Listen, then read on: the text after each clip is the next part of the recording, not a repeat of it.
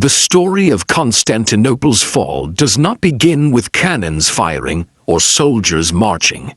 It begins with a boy, one the world never expected to succeed, one mocked by his own advisors, one underestimated by every enemy he would ever face. His name was Mehmed, a prince born into the Ottoman Empire with the weight of destiny already pressing on his shoulders. At just 21 years old, he would shatter the final remnant of the Roman Empire and rewrite world history. This is the rise of Mehmed II, the boy who became the Conqueror. Imagine being a child surrounded by generals and scholars who had lived twice your lifetime. Imagine growing up in a palace where one mistake could doom an entire empire.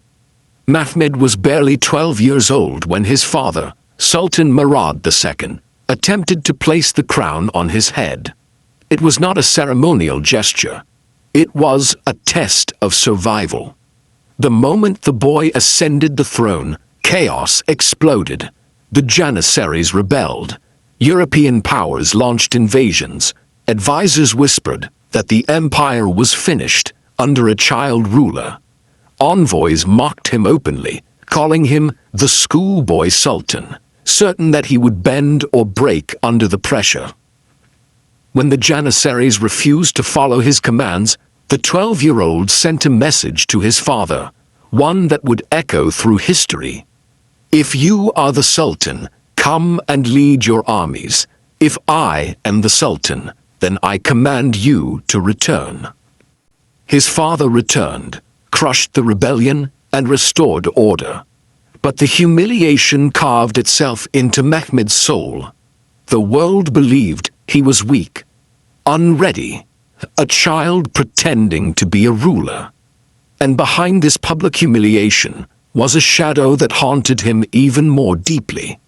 Constantinople, the legendary fortress city, the last great jewel of Rome, the gateway between continents.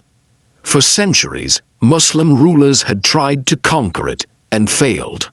Its walls laughed at armies, its defenses mocked ambition. And Mehmed, even as a boy, vowed that one day he would succeed where all others failed. The world believed he was dreaming. Mehmed believed he was destined. When he returned to the throne at 19, he was no longer the same boy the world mocked. He had transformed into a determined, calculating, and brilliantly educated ruler.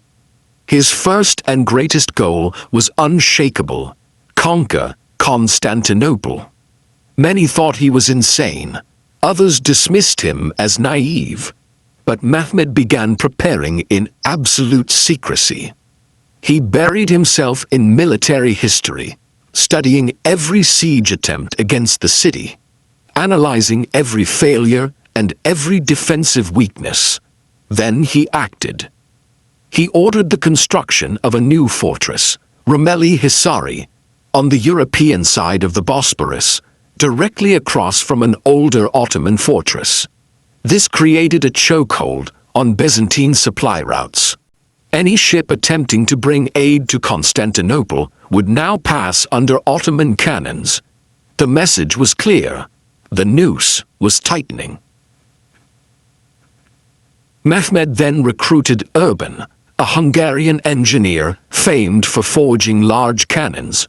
Urban presented a monstrous design, a bronze cannon so massive it could launch a stone projectile weighing over 600 pounds. Mehmed asked him only one question: can it break the walls of Constantinople? Urban replied, by Allah's will, it can bring down the walls of Babylon. And so the great cannon was forged. Transporting it required 60 oxen and 200 men. When it fired, the earth shook. Preparing for the siege wasn't enough. Mehmed had to prepare for betrayal. He knew the great powers of Europe would attempt to interfere. So he made peace treaties with Venice, Hungary, and others.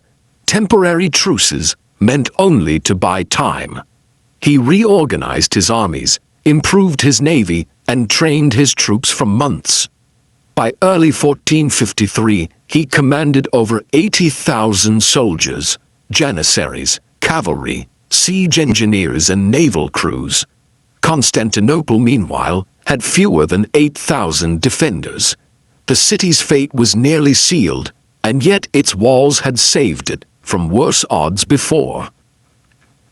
In April of 1453, the Ottoman army surrounded Constantinople, and the siege began. The massive cannon, later called the Basilica, was placed before the ancient Theodosian walls. Each shot roared like thunder. Stones smashed against the defenses, shaking centuries of Roman engineering. Smoke covered the sky. The Byzantines repaired the damage by night, but each day the cannon tore through it again. Yet the siege was far from won. A chain across the Golden Horn blocked Mehmed's navy, preventing them from attacking the city's weakest side.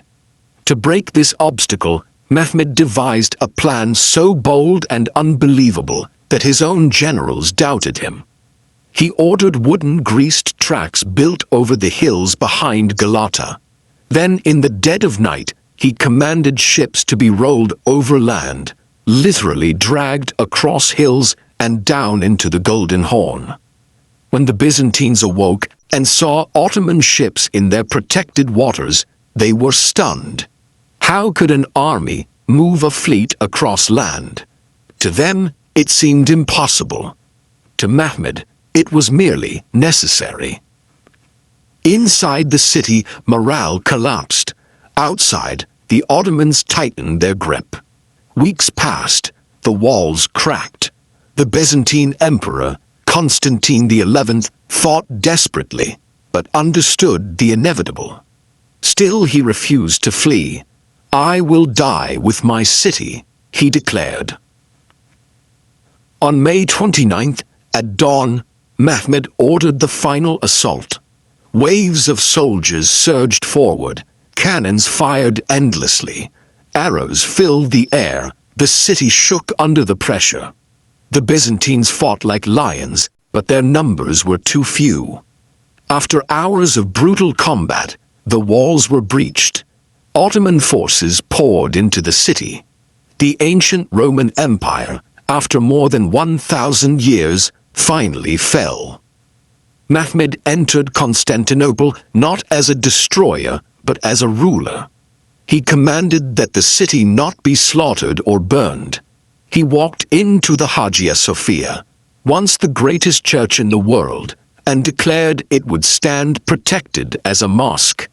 He promised safety to the survivors, reopened the city as a thriving capital, and transformed it into what would become the heart of the Ottoman Empire for centuries.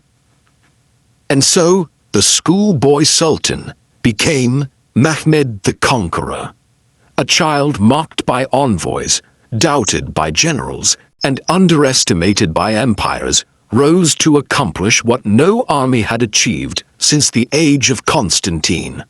At 21, he reshaped the world map.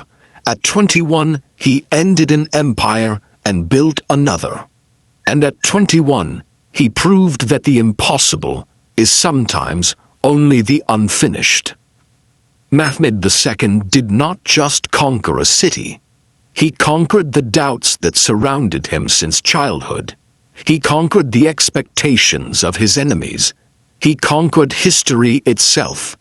And the world would never be the same again.